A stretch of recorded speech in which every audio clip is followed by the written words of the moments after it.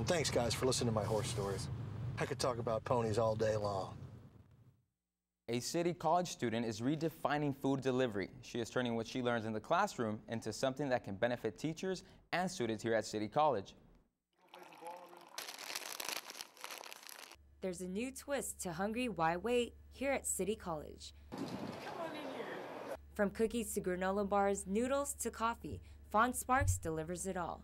We go door to door to the professors, and that's where we came up with the slogan, a la carte, coffee cart, mobile cart. You can't get out, but we can get in. Sparks is a part of SIFE, the Students in Free Enterprise program, and is the mastermind behind the mobile cart.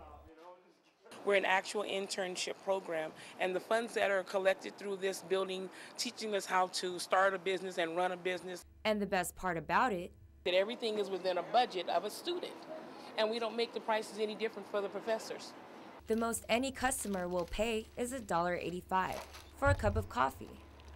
We are known for our coffee. Cafe Calabria makes the absolute best roasted coffee beans. That is good coffee. Yes, it is. And while the mobile cart makes its rounds throughout campus, the main stand is anchored right outside the bookstore, offering the same products and more. We pride ourselves on fresh pastries, fresh chips that are not stale. So the next time you're stuck in class, busy studying, or even on the go, count on Sparks and her mobile cart to satisfy your hunger. City College SIFE team competed against 25 other colleges over spring break and emerged as SIFE Regional Business Champions. The STCC SIFE team will travel to Kansas City, Missouri in May to compete in the 2012 SIFE U.S. National Business Competition. We wish them luck. And City College students will be able to vote for their favorite faculty member next week. The Golden Apple Award is given to one faculty member each year. This year, the award will be presented to the winner during graduation ceremonies on Friday, May 18th. Voting will be open to students on Monday, April 16th till Friday, April 20th. Last year's winner was Professor Wendy Zizzo, a behavioral sciences and alcohol and drug instructor. San Diego City College will hold the Associate Student Government elections next week. Students can cast their votes online on April 17th and 18th to select this year's president and other officers. The student government is in charge of many student-sponsored programs. To cast your vote, just log on to the student website. Charlie. Like I've been saying, anybody who's trying, I'm happy for them to be even ready. Charlie's Brown Snoopy and his friends will spend a couple of weekends at our very own Civil Theater. That's right, after weeks of practice, set building, and costume making, the theater department presents You're a Good Man, Charlie Brown. The play is a 1960s peanut cartoon and music and lyrics from Clark Gessner. Theater department has taken inspiration from both and married them together to make it their own. You're a Good Man, Charlie Brown opens at Civil Theater April 13th and will play for 3 weekends before closing on April 29th. Friday and Saturday's performance will start at 8 p.m. and on Sunday it will start at 2 p.m. Tickets are available at the box office for only $10.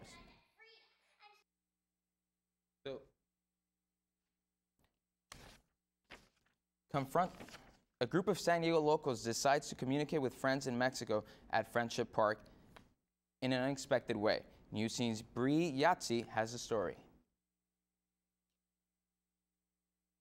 Located in the beautiful Tijuana Wildlife Estuary, this area, also known as Friendship Park, was dedicated in 1971 by First Lady Pat Nixon as an area to celebrate the friendship between the United States and Mexico.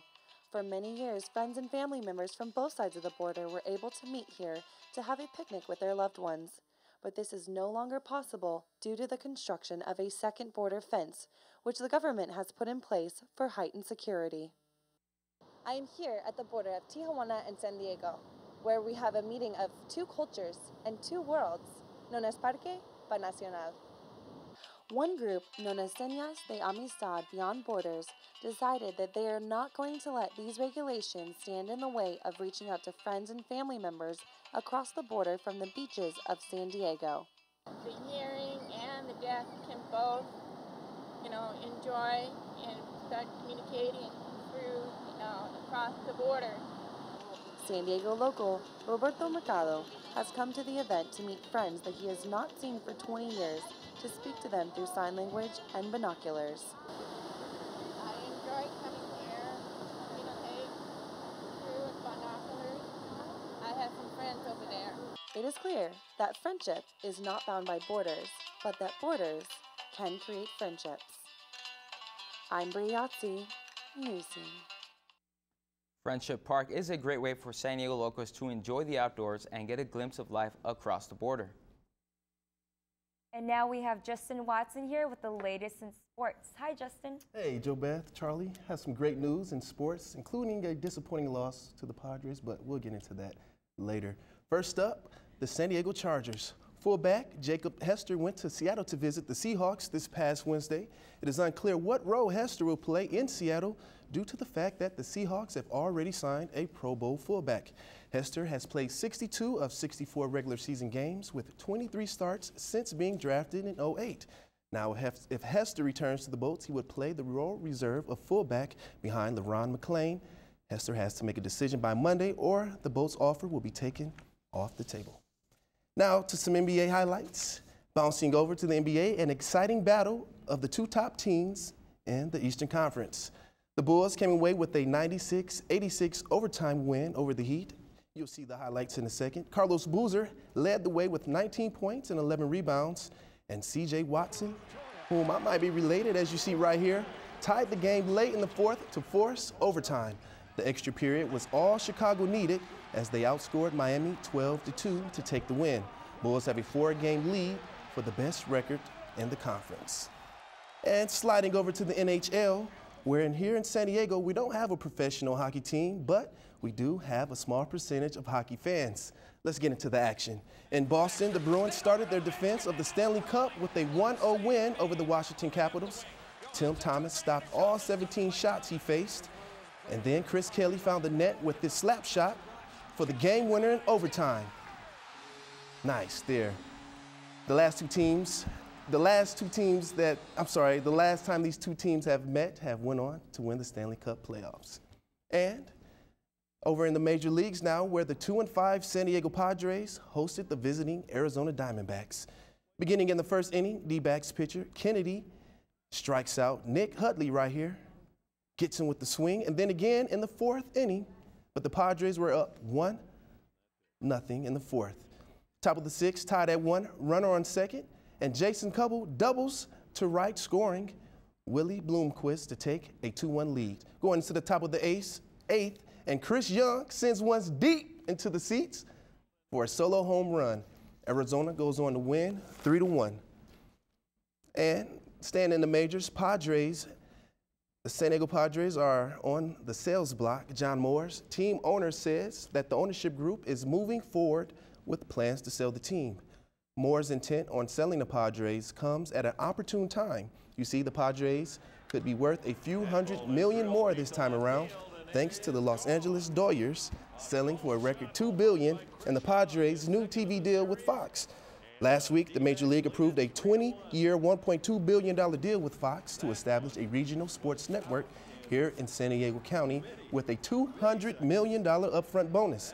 The 51% that Moore owns in the television deal would be included in the purchase of the team. In other words, my friend, my man is getting P-A-Y-E-D, paid. Doesn't matter how you spell it, it's a lot of money. All right, now it's time for our News Scene Play of the Week. Craig, can you run the tape? Los Angeles Clippers versus the Oklahoma City Thunder. Paul, also known as Chris Paul CP3, dishes to Blake Griffin with the monster jam right there. Let's take another look at that as Griffin climbs the ladder over Ibaka for the big dunk. And that's our News Scene Play of the Week. So you see, guys, a lot of action. Don't forget the Padres start their triple header tonight against the Los Angeles Dodgers tonight at 7:10 in LA. That's right. Can't wait for that. Thank you, Justin. Well, students at the University of San Diego put on a drag show. We'll tell you why it sparked so much controversy. The San Diego Natural History Museum is gearing up to celebrate the 100th anniversary of the Titanic. Stay tuned for more.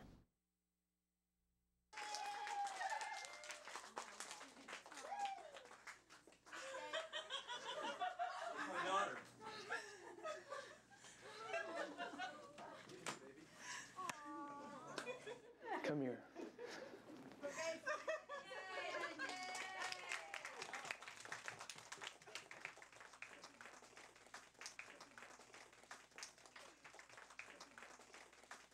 you, Dad.